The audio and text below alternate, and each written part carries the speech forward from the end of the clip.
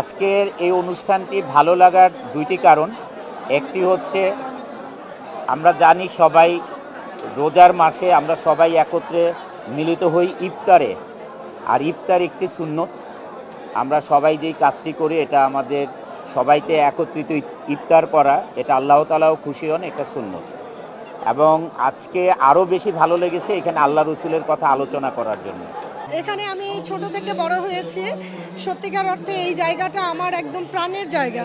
মনে হয় প্রতিটা ফ্যামিলি মেম্বারের সাথে এই উসিলায় দেখা হচ্ছে, আলহামদুলিল্লাহ অনেক ভালো লাগছে। শিল্পী সমিতির এই আয়োজন সবসময় হয়ে থাকে, নতুন কিছু না। যখন ইফতার আসে, পিকনিক আসে, শিল্পী সমিতি সেটা করার চেষ্টা করে। তবে ধন্যবাদ জানাচ্ছি কমিটিকে সুন্দর একটা আয়োজন করার জন্য।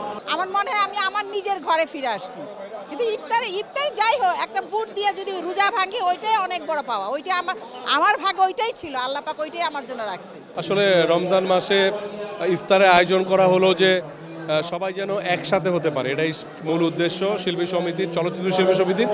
সো সেই উদ্দেশ্যের জন্যই আসলে এই ইফতার মাহফিলের আয়োজন করা হয়েছে। অনেকেই এসেছেন, সবার সাথে দেখা হচ্ছে। সো আমার মনে হয় যে সব কিছু ঠিকঠাক এবং সুন্দর মতোই হচ্ছে। আসলে আয়োজনটা খুবই ভালো লাগছে, অনেকের সঙ্গে সবসময় দেখা হয় না, দেখা হয়েছে, একসঙ্গে ইফতারি করতে পেরে ভালো লেগেছে, অনেক কথা হলো, দেখা হলো। অ্যারেঞ্জমেন্টটা আমার ভালো লেগেছে, বাট কিছু তো থাকে, এটা এমন কোনো বড় ব্যাপার না, বাট খুব ভালো লেগেছে। থ্যাঙ্কস টু তায়েব ভাই, মিশা ভাই। অসাধারণ একটি আয়োজন, এবং আমার কাছে মনে হয় যে এই যে আজকের এই দিনটা এবং এই দিনটার পেছনে আরও অনেকগুলো দিন রয়েছে যেগুলো অনেক নির্ঘুম রাত কাটিয়েছে, এবং যে মানুষগুলো এটার সাথে ছিল এবং তারা অসম্ভব সুন্দর করে অনেক গোছানো এবং অনেক সুন্দর একটি প্রোগ্রাম করেছে। এবং শিল্পী সমিতির যে আয়োজন এবং প্রতিবারের মতো এবারও খুব ভালো হয়েছে। আয়োজনটা বরাবরের মতোই সুন্দর, অনেক অনেক ভালো লাগছে যে সবার সাথে অনেকদিন পরে দেখা হচ্ছে। এফডিসিতে এখন আসলে কাজ ছাড়া আর যাওয়া হয় না। সব কিছু মিলিয়ে এই ইফতারটার জন্য প্রত্যেক বছরই ওয়েট করি যে কবে এই ইফতারটা হবে।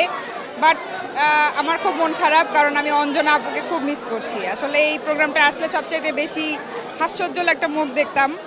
আমার ভিতরে বলতে আমার অনেক কষ্ট লাগতেছে যে আমি অঞ্জনা আপুকে খুব মিস করছি। বাকি সবার সাথে দেখা হচ্ছে, সব কিছু অনেক ভালো লাগছে, জাস্ট এইটাই। আমি আর ম্যাগি, স্বাদ ও ভালোবাসার দারুণ জুটি ফ্রম নেসলে। শিল্পী সমিতির আয়োজন দারুণ, অনেক ভালো লেগেছে। আমাদের প্রতিবারের আর্টিস্ট অ্যাসোসিয়েশনের এই আয়োজনটা আসলেই ভালো হয়। গতবারও ভালো হয়েছে, এবারও অনেক ভালো হয়েছে।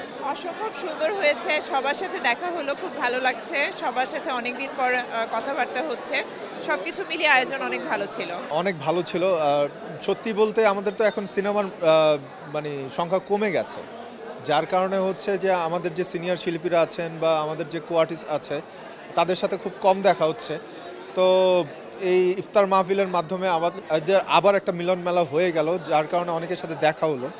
তো সেই জন্য অনেক ভালো লাগছে। 3 বছর পরে আমাদের এই মিলন মেলার আয়োজন অবশ্যই অনেক ভালো লাগছে। আর অনেক আর্টিস্টেই নাই, অনেকেই মারা গেছে, আবার দেখা যায় অনেকে দেশের বাইরে আছে। সবাই যদি একসাথে সবার সাথে দেখা হতো ভালো লাগতো আরও বেশি। আর এবারের ইফতার পার্টিতে অঞ্জনা আপাকে খুব বেশি মিস করছি আমি, কারণ সে সবসময় খুব মাতিয়ে রাখতো, তুমি হয়তো জানো। এমনি সব মিলিয়ে ভালোই লাগছে। অনেকদিন গেট টুগেদার হয় না, ইফতার প্লাস দোয়া মাহফিলের মাধ্যমে আমরা একটা গেট টুগেদার করব। আমার মনে করি যে আমরা সাকসেস হয়েছি। দলমত নির্বিশেষে মোটামুটি আমাদের চলচ্চিত্রপ্রেমী বা চলচ্চিত্র সংশ্লিষ্ট যারা ছিল তারা আজকের প্রোগ্রামে ইনভাইটেড ছিল। সবাই এসেছে এবং সবাই খুব সাপোর্ট করেছে এবং আমাদের প্রোগ্রামটা নিয়ে সবাই সাধুবাদ করেছে। আলহামদুলিল্লাহ, আমরা যেটা আশা করেছিলাম তার চাইতে অনেক বেশি ভালো হয়ে গেছে, কারণ সবাই আসছেন। এটাই আমরা সাকসেস শিল্পী সমিতি থেকে, যে আমাদের যে একটা টিম গঠন করে দেয়া হয়েছিল, আমরা সাকসেস। তো আলহামদুলিল্লাহ, অনেক খুশি।